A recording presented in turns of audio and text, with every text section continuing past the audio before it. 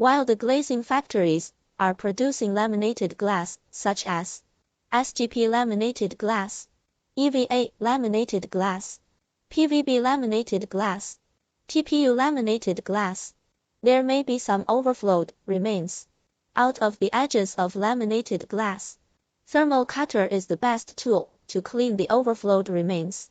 Thermo-cutter is also named as thermo-cutter, heating cutter, hot knife, hot cutter, high-temp cutter. Blue thermo-cutter is the classical and economic heating tool to clean interlayer remains. The thermo-cutter is not trimming the interlayer remains by sharp, but by high temperature heat. The blade of the thermo-cutter can be heated up to 500 Celsius degrees in seconds. The thermo-cutter is trimming the heated remains by ultra-high heat at about 500 Celsius degrees. So no matter whether the interlayer film is EVA interlayer, PVB interlayer, or SGP interlayer, the thermo-cutter can clean all kinds of remains very well.